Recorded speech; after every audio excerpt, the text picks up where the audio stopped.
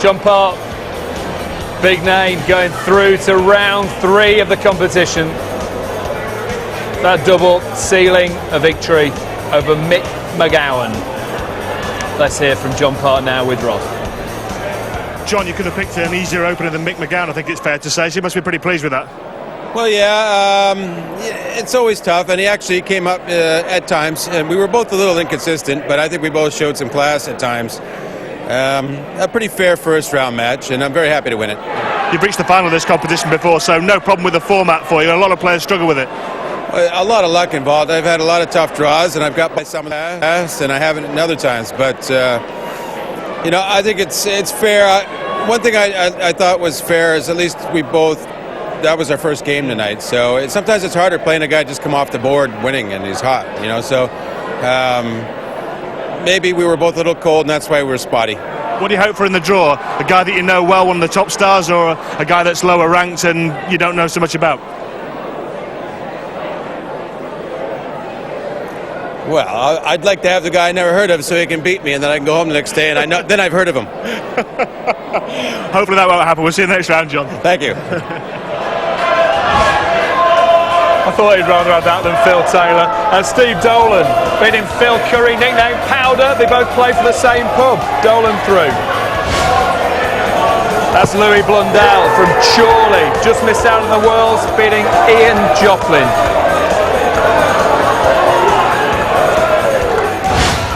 You may recognise this man. Steve Grubb lost to Phil Taylor at the World Championship in the first round. Through this time, beating Per Renan. He represents the Carpenters Arms in Stroud. Johnny Haynes, a 6-5 victory for him over Andy Pearce. A lot of them going the distance. Board number 7, Paul Rowley. Another happy man, 25 years on the circuit, making his TV debut. And on board 5, Ken Mather, qualified from Cheetham Hill Cricket Club in Manchester. Got a few fans here tonight, hasn't he? Ken, well done. I don't think I've ever heard a crowd like that on the outside board. Are they with you this lot? Yeah, thank you very much. They're good support from the pub where I play from, the Shamrock. Down the road in Salford? Yeah, it's in Little Upton, yeah, where I come from, yeah. Now you've had to tread the longest road of all tonight because you had to play a prelim game as well. Right, yeah, I play well in there as well. So just keep going as far as I can. A little bit edgy at the end on that match double. I think you missed 6 starts for the match, didn't you? Yeah, but it's one of them things, it's nerves. It's always nerves. And Dennis Smith next, so it's a big game coming up for you. Bring them on, that's all I say. And they'll be there too, I guess, won't they? They will be, yeah, they'll be. Good luck, Ken. Thank you very much, thank you. Ken Mather seems to have brought half of Manchester with him, Rod Harrington. Yeah, it's always nice when you get a bit of crowd behind you, Dave, especially if you're new to this big stage. You get a few of your mates behind you shouting and screaming, and hopefully it puts off your opponent a little bit as well, of course. Manu's always got a bit of support with him. Wayne Mardle. How do you see this going against Les Fitton? Do you know, this is a tough game for Wayne. Les has already played one game, so he's coming on the big stage, you know, knowing his rhythm. Wayne hasn't been in the game really for 2 to 3 months. This is a tough game. I mean, Les Fitton, 7-2 they were giving him to beat Wayne. I think there's a few people have had a piece of that. I wonder whether there's any nerves with Wayne Mardle, having been out for a little while, back on the big stage, with a point to prove after what happened in the Premier League. Well, certainly, I think he's probably up there. He looks cool. I spoke to him earlier and he looked cool. He said his practice has been going, you know, very good. He hasn't been overdoing it. But he's up there, he knows that Les has played that one game, and that is so important that Fitton's played that one game, and Wayne is really up against it in this league. Just loosens the arm a bit, that. Yeah, it does, Dave. It just settles you down. You know what your form is, especially if you've topped out on the doubles. If you've had a great percentage on the doubles in that first game, you're coming in knowing all about it. Don't forget, following this one, Paul Nicholson, Gary Anderson. We'll be talking about that a little bit later on. Let's head to commentary, those ships. Dave Lanning.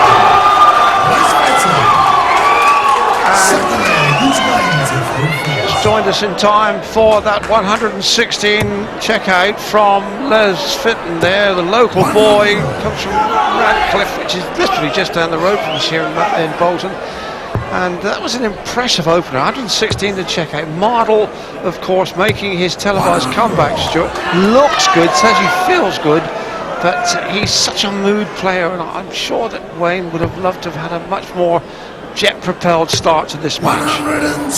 Yeah, great darts though from Mardle too, banging that treble 18. There's Donna, his wife, his biggest supporter of course. But a real pressure game this for Wayne Mardle, because Fitton, and we've seen Les Fitton on Sky Sports screens many times over the years, not in the recent past because he left the PDC, but he's played in the World Championships at Blackpool and Dublin, and you know, he was in the top 32 in the PDC. He is a really, really good player and a potential banana skin for Mr. Mardle.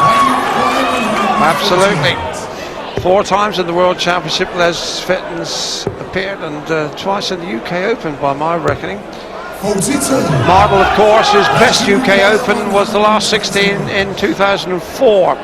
So he hasn't many tender memories. Fitton looking at another big finish there, but now Mardle's on a chance here. 106 for Wayne. Treble 20 the first dart. 86 now, treble 18. Would have left double 16. Kevin Cross looked for treble 16, and Fitton on 77 to go 2 up, Stuart. Well, this really will pile the pressure on Mardle. First to 6. 18 surely would leave tops for 2-0. And a break. Well, Mardle has problems. Les Fitton, they call him the natural. That's why 2-0 it is. Yes, a natural talent and an impressive opening. And Fitton has the look of a golfer who has parred the first hole. Well, elsewhere around the boards, you can see there Adrian Gray over on board 6 in trouble. Dave Askew needing just 1 to win. Matt Clark and Alex Roy over on board 4. A real battle there as we see Mardle hit a 180, the first of the match here on the main stage. Wayne Atwood leading 4-3 over on board 8, and Wayne Mardle here on board 1 has a few problems, but he has hit a maximum and can't afford really to lose any more ground. You talked about Les Fitton, Dave, reached the last 32 twice here in Bolton. In 2003, 2004, with darts like this. Yeah, it's a tough old match for Wayne Mardle, just the sort of opponent you try to avoid. And reminder that it's the first to 6 legs, best of 11. 45. And Wayne not looking on top of his game by any stretch of imagination. Fitton on 198, less these. Yeah, just to let you know also, former World Championship finalist Kurt Shepherd is another victim. He is out, beaten 6-3 by Bristol's Steve Brown. Here, Wayne Mardle, despite hitting a 180 at the start of this third leg, could find himself 3-0 down. Fitton has been perfect on the doubles so far. Yeah. Treble 18 would have left double 12, now 20. 58. And Mardle needs this 99 now, and he'll need 3 darts to hit it. This to break back. Well, he go for double top, double top. Oh, unlucky. Well, Mardle's face tells the story. It was in, and it was out. Well, that really is desperately bad luck for the Sunshine Boy. Double 10 now for Fitton, just to run in the agony. Wayne Mardle admits this by far his worst tournament. He really doesn't like it at Bolton. But talking to him before, Dave, he said he was right, he was ready, he was in the mood, he was fully 100% recovered from the bad dose of mumps that he suffered a month or so ago, which ruled him out in the last 4 weeks of the Premier League. Saw him in hospital 3 times as well, Wayne Mardle. But I wonder if it's going to be your night. That's what happens. Fitton, look at that, really impressive 94, but Mardle just misses double top, double top.